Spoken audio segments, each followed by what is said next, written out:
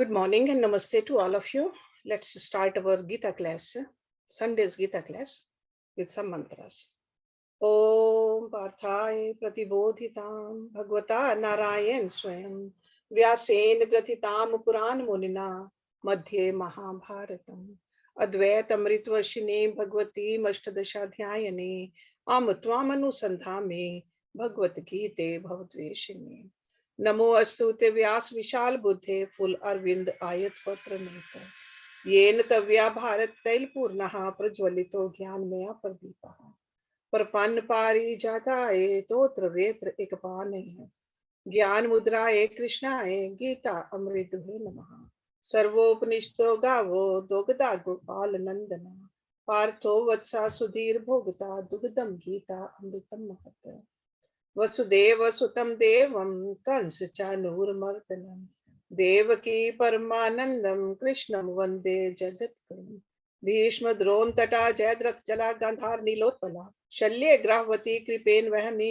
कर्णेन वेलाकुला अश्वत्थाम विकर्ण घोर मकरा दुर्योधन अवर्तने सो तीर्णा खलु पांडवै रन्नदी कवर्तका केशवा पाराशरे वत्सरोजमलम गीता अर्थगंधोटकम नानाख्यानक केसरम हरि कथा संबोधन अबोधितम लोके सज्जन षटपदे रह पेपिये मानव मुदा भूयाद भारत पंकजम कलिमल प्रध्वंसी न श्रेयसे मूकम करोति वाचालम पंगुम लंघ्यते गिरम यत्कृपातमहं वंदे परमानंद माधवम यम ब्रह्म वरुण इंद्र रुद्र मरुतः स्तुन्वन्ति दिव्ये स्तवे वेदे सांग पद क्रमोपनिषदै गायन्ति यम सामका ध्यानवस्थित गतेन मनसः पश्यन्ति यम योगिनो यस्यन्तं न विदुषुर असुरगणा देवाय तस्मै नमः.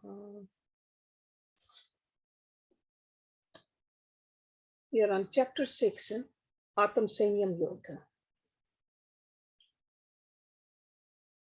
So Lord Krishna is teaching us how to meditate, how our seat should be, and how our body should be while we meditate.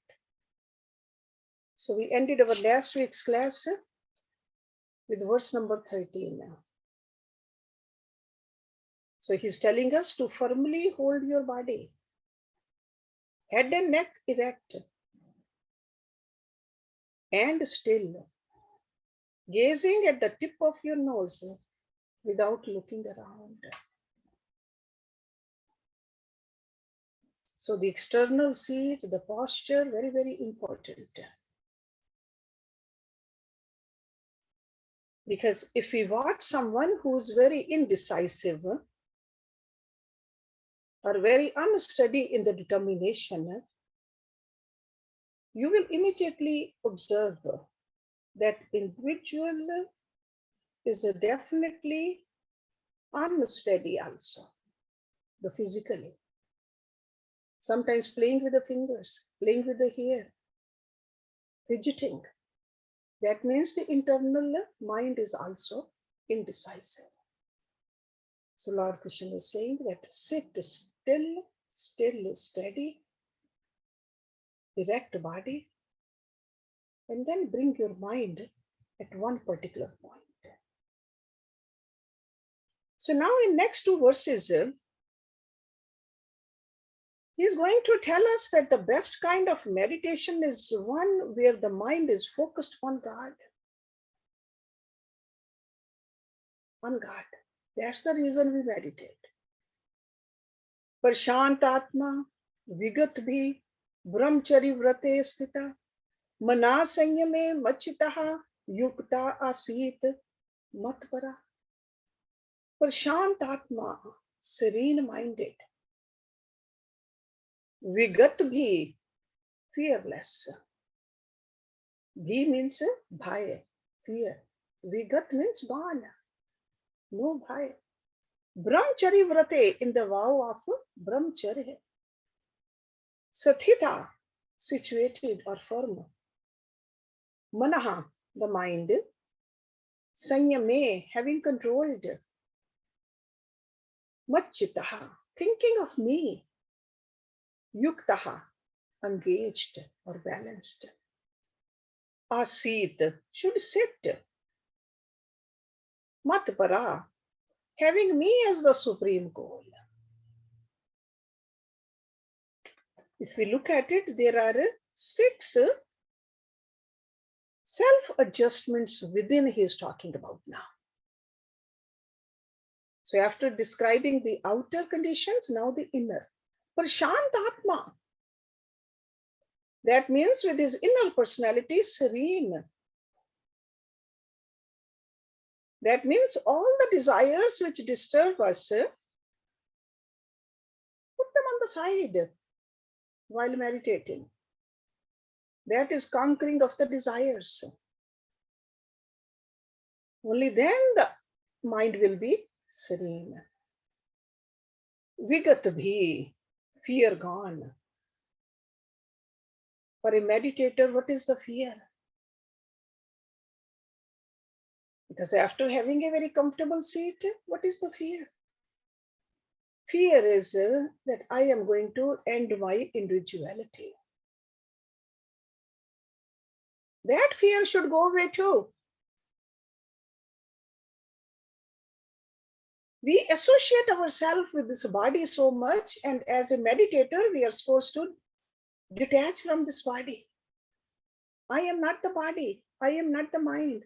I'm not the intellect. Right now, this is our individuality, and fear is, if I lose that, if I let that go, who am I?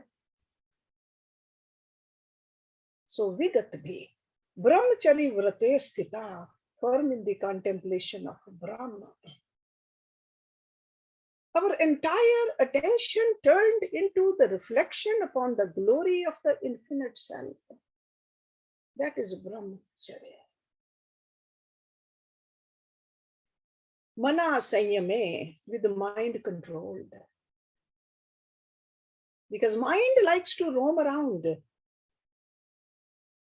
Where? Into the remembered memories or the fancied worries.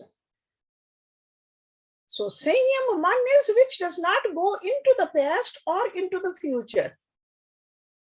During meditation at least. Then number 5 is Machita, ever thinking of me. That means fixing all the mental attention upon the infinite. The mind which likes to fancy here and there, tell that mind that you are supposed to think about God and only God.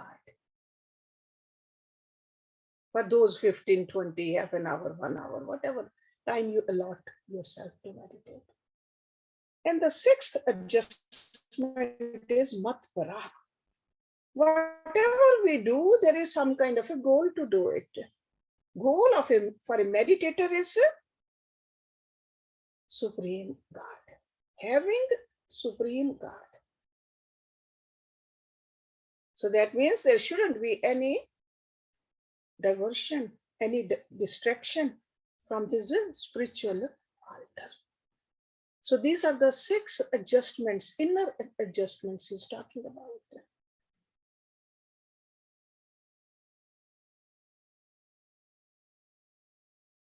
This mind is so subtle. It is so strong also. That's why he's talking about make it prashant first. Only a happy mind will listen to you. Unhappy mind cannot. So this inward silence, reveling in the atmosphere of extreme joy and contentment, is the exact situation of that prashant mind. I have seen some teachers, they even say that before meditation, make sure physically you smile also.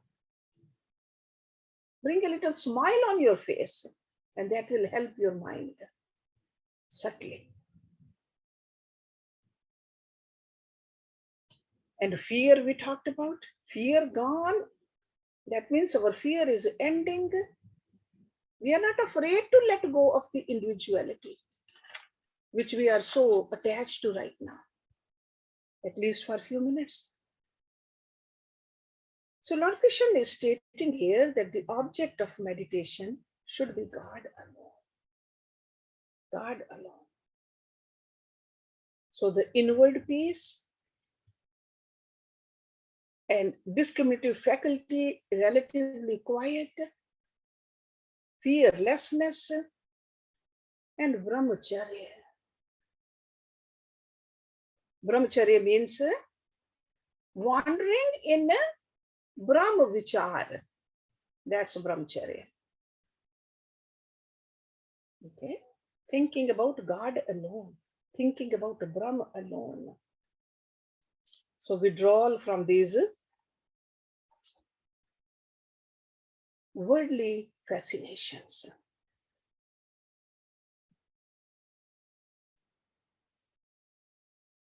And at the end, he says, remain in the attitude of the meditation, seeking nothing else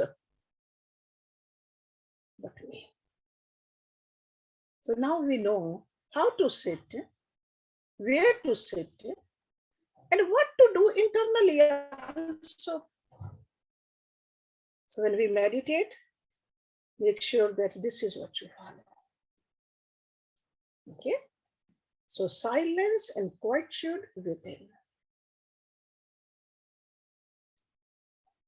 Then he says, Yunjan evam sada atmanam yogi niyat manasaha shantim nirvana paramama mat sansatam ati gachati. Yunjan, balancing, keeping the mind absorbed in God. Evam, thus, sada, constantly. Atmanam, the self. Yogi niyat manasa, one with a disciplined mind, one with a controlled mind. Shantim, to peace. Nirvan paramamam, liberation from the material bondage. So that means that will culminate in nirvana. Nirvana means a moksha. So nirvana paramam. Mat sansatam, abiding in me. Adi gachati, attains. Thus, always keeping the mind balanced, the yogi, with his mind controlled, attains to the peace abiding in me, which culminates in total liberation. Total liberation, moksha is the goal. So this meditation ultimately will take us towards our goal. That's what he's telling us. So after describing the physical pose, the mental stability, and the consequent intellectual self-application, he is describing the last lap in the technique of meditation. To whom? To his beloved friend, Arjun. So it's not only for Arjun, for us also, if we want to attain that ultimate goal of a human life.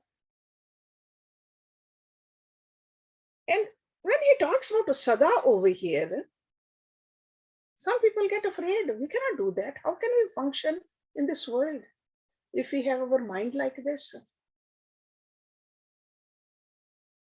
Try doing it during meditation at least. Only those few minutes a day, try to control your mind like this. Then you will see that effect of that will be that your mind is in your control all the time. When you want to use the mind, you can use it. Where do you want to use the mind, you'll be able to use it. So such a powerful tool which God has given it to us, we'll be using it properly. But start from the time of the meditations though.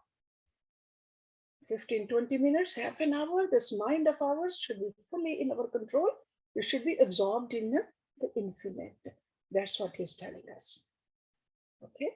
So do not get scared with this always word, because sometimes we think, oh my God, it's impossible to do it. We cannot always do it.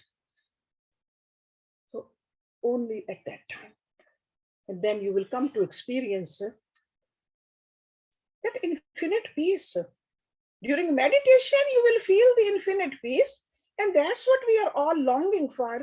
Then you will know how to have that peace of mind. more and more. Because there are varieties of techniques for meditation exist in the world. At least these days, you just on YouTube, Google, you can find a lot of techniques. Zen, Buddhist, Tantric, Taoist, Vedic. Even under Vedic, there are so many techniques. There are branches and sub-branches. Sometimes we wonder what kind of a practice we need to do. And that's why Lord Krishna has explained very beautifully what should you do. So if we are devotees of Lord Krishna, this is what we need to follow. Don't get confused. Okay, perfect silence within, peace which is unknown to the world, but the peace which is not in the outer world, experience that peace within.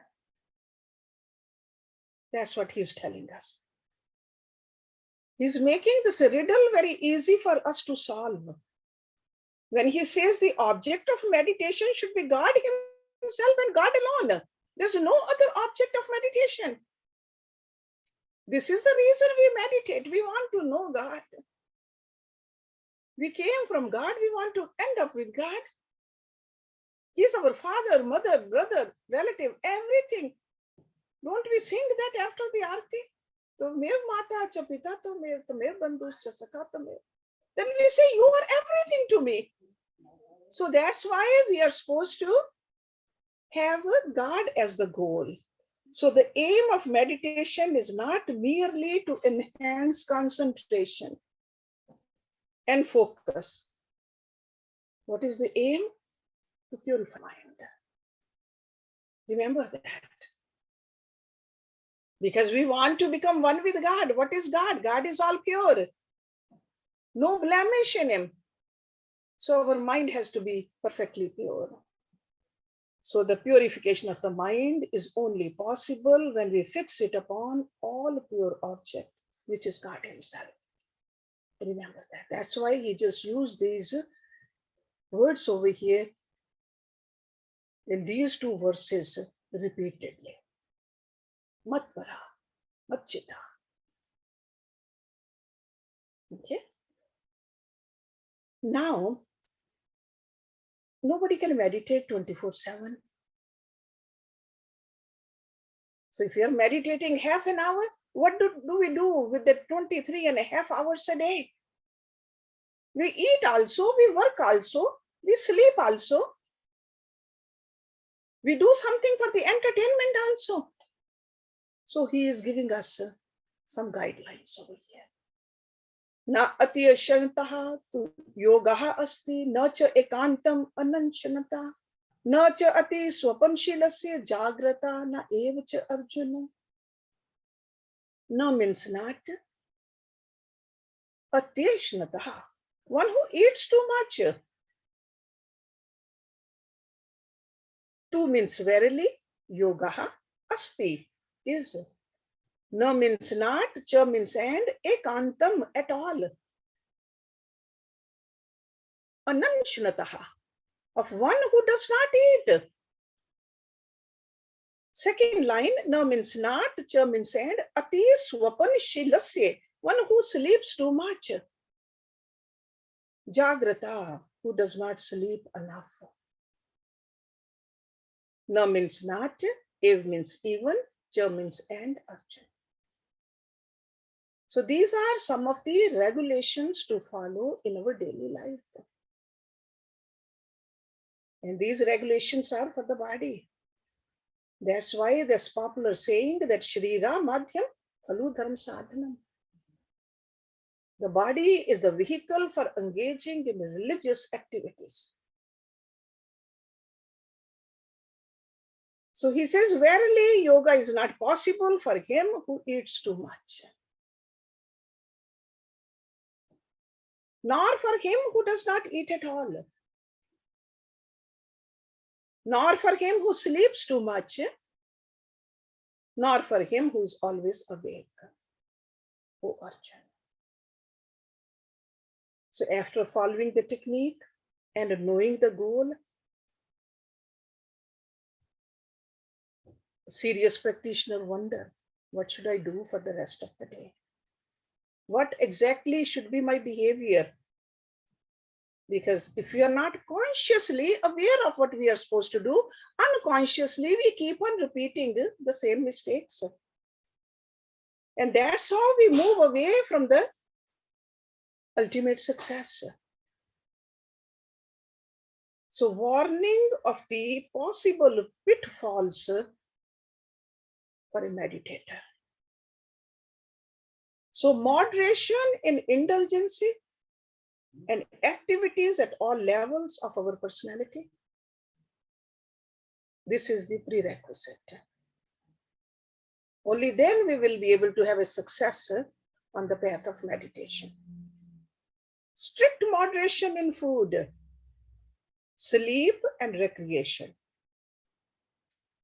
Well measured, completely defined. He says yoga is not possible for him who eats too much, or a person who does not eat at all. And over here, eating is not just only the food we take from the mouth. All the senses are taking something in. Remember that. So it's not just only the physical food we are eating. So it includes the enjoyment gained through the avenues of sense perceptions and inward experience. Keep that in mind.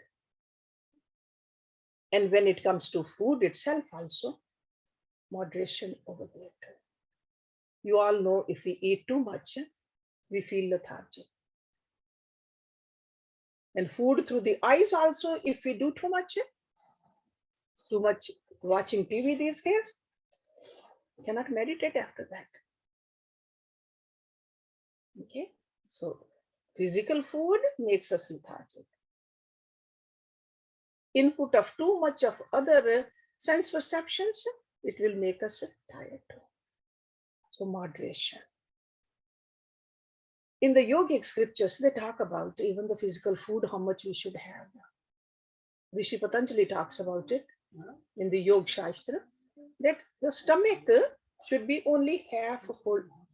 Fill it up only half with food. 1/4 with water. And then rest of the 1/4 empty, so that there can be a proper churning of the food inside your body. They give very clear instructions to the yoga abhyasis. Okay? Don't unnecessary. These days, what we do, whatever is in front of us, somebody offers it to us, we just start eating. I saw my own Guruji, because ashram life, a lot of disciples come, they bring prasad or some food also. He will just put it on the side. When the time comes to eat, he'll just take a little bit from there. He will never say, this is the prasad. The people have come, they have prasad, they brought prasad, I should eat it. No. Without proper time, nothing in the mouth. Not even water. Strict time to drink water also. So that is a anushashan of a yogi. Then he says, neither too much sleep. Because when we sleep too much, what happens? We feel very tired actually. It really dulls our faculties, too much sleep. And if we don't sleep at all, of course, that's not good for us. So intelligent moderation in all of this. And in the following verse also, he is repeating it again. So that means it's so important, this moderation. Yukta ahar viharasya, yukta cheshtasya karmasu, yukta swapana avbodhasya yoga bhavati dukha. Again, yukta means moderation of one who is moderate in eating and recreation. Ahar and vihar. Ahar is eating, vihar is recreation. Yukta cheshtasya karmasu. One who is moderate in exertion in actions. That means balanced in work also. A workaholic cannot be a yogi. Moderation. Yukta swapanav bodhasya. One who is moderate in sleep and wakefulness. That's what he mentioned in the last verse also. Yoga bhavati dukhaha. Bhavati means becomes dukhaha. That means the destroyer of sorrow. That is what yoga is. Yoga becomes the destroyer of sorrow or pain for him who is moderate in eating and recreation, who is moderate in his exertion during his actions, who is moderate in sleep and wakefulness. So that means we got to live a life intelligently. So this is the prescription he is giving it to the meditators. And he's repeating again in this verse. That means he's insisting upon it. So that means we got to take it very seriously, what he's telling us. And cheshtha, cheshtha means the effort. Effort. Having selected any vocation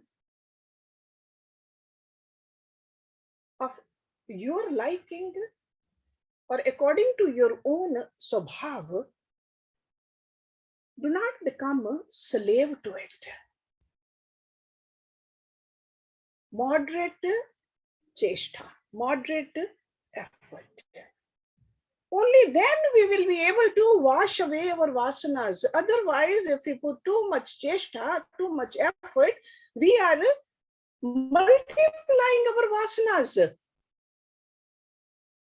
Because any kind of a work which we are doing, because in order to live, we got to have some kind of a vocation.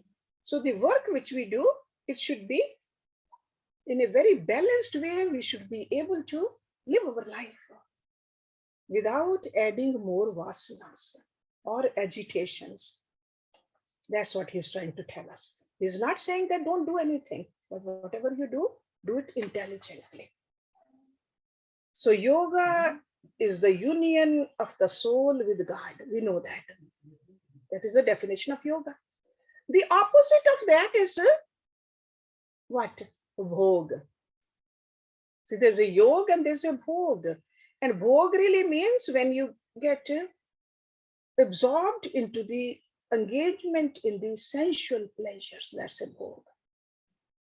And indulgence in bhog results in rog. Rog means what? Diseases. And from the rog comes the sorrow. So that's why he says, if you live a life in moderation, then you stay away from the sorrows and the pains of life. Because you are moving towards the yoga, which is a union with God. Okay.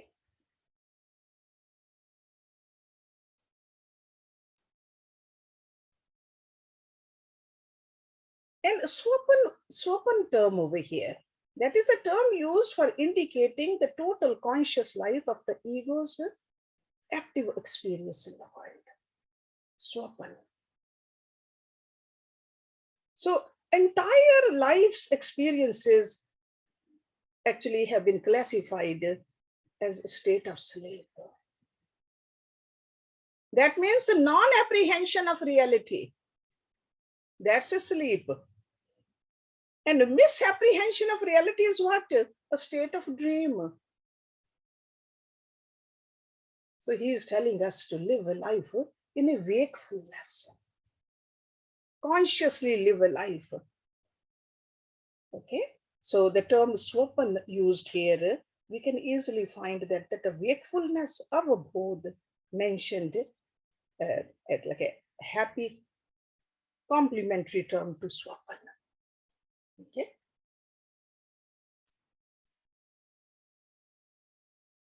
So Lord Krishna is saying that the early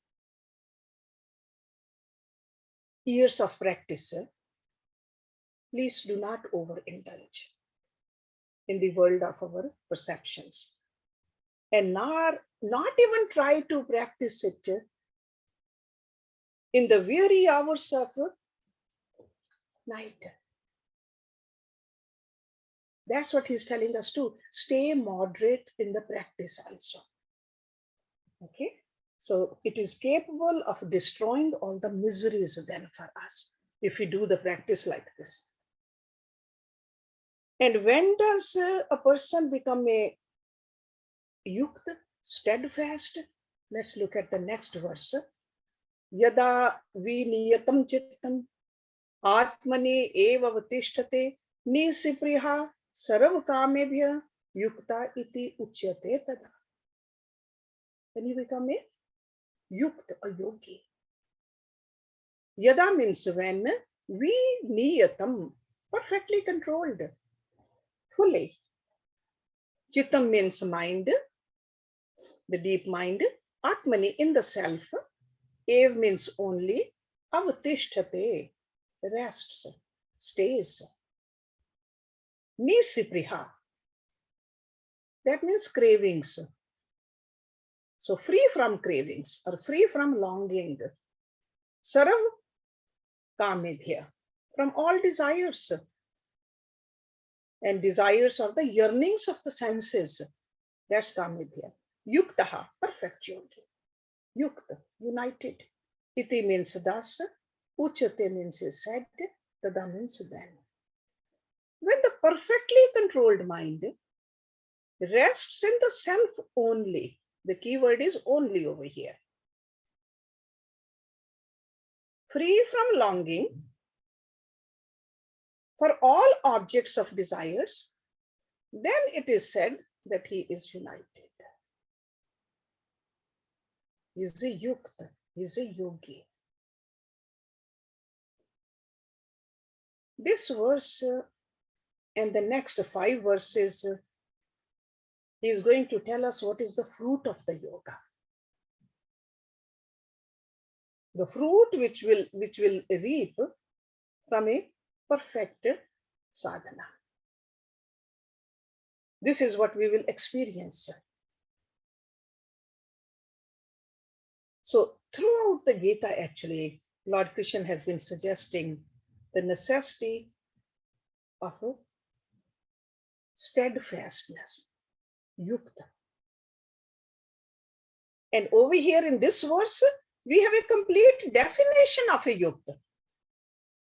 When the mind is completely under control and rests serenely in the self alone, that is a yukta mind. Because we all know that uncontrolled mind is the one which just keeps on galloping into the outer world. That's an uncontrolled mind. Why it gallops into the outside world? Because it's looking for the happiness, looking for the joy. Maybe it finds a joy here and there, but not the permanent joy. Impermanent objects cannot have the permanent joy. And mind is seeking for the permanent joy. But a mind which is fully controlled, that mind has lost itself actually. The mind which is constantly contemplating on the self, that is the mind he is talking about. So when does a person complete the practice of yoga? This is the answer over here. When the controlled mind becomes fixed and focused exclusively on God. At that time, it's simultaneously and automatically, it has weaned away from the cravings. That's what nisipriha is. No more longing for worldly desires. Has seen the ultimate. See, there is a big difference between the desires and the longing for desires. So he has used the word longing for desires.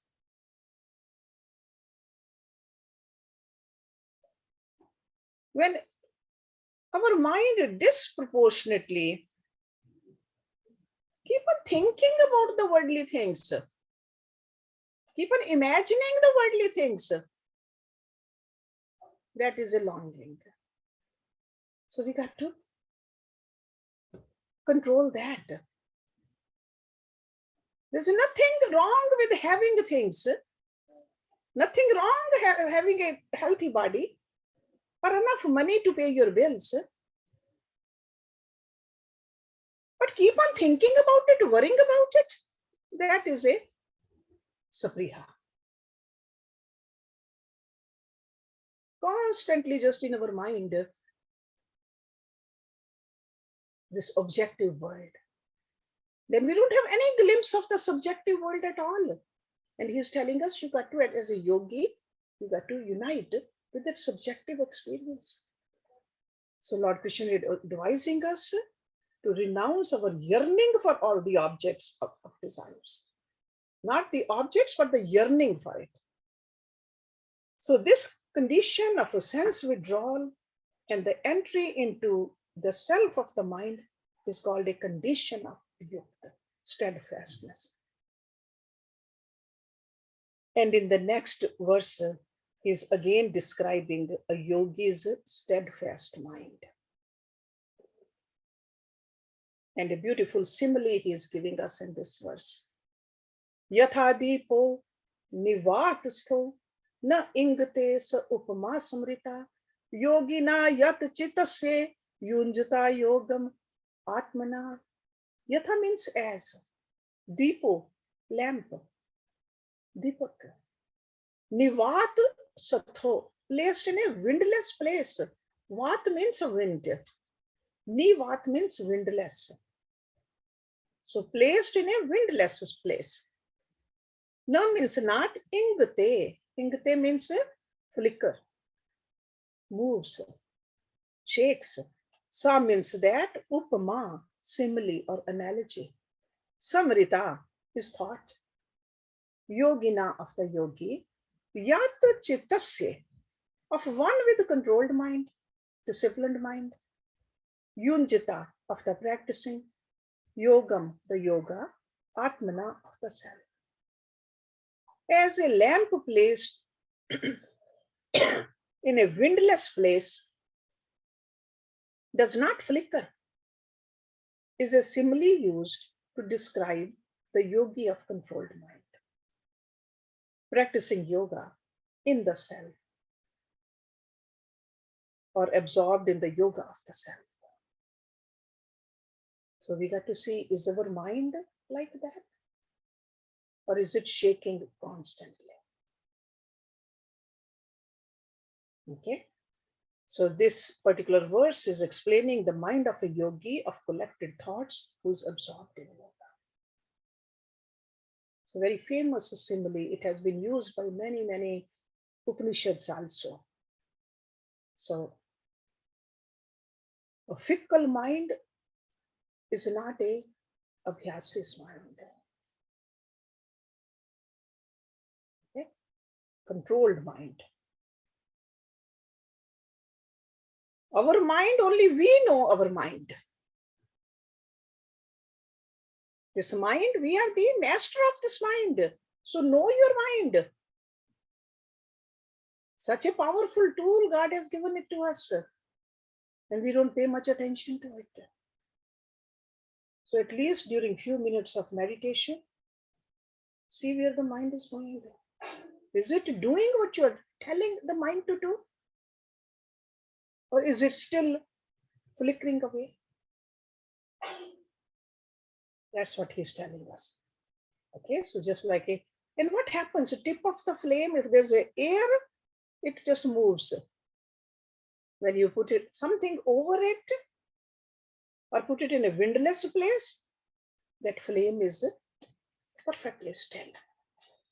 And what is the wind for our mind? The desires. the clinging to the desires, thinking this about thinking that. What can I have? Where can I go?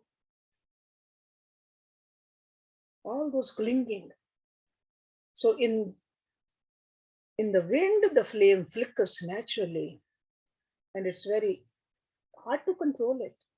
But in a windless place, the flame becomes steady as a picture actually. So the mind is fickle by nature and very difficult to control. So in this sadhana, we are supposed to control our mind. And he has given us so many different ways to do it. But ultimately, we are the one who got to do it. So repeated and constant thought of Brahm, Brahm which is vast and infinite, eternal and blissful, substratum for the entire universe. That is called a Brahmakar Vritti. Brahmakar.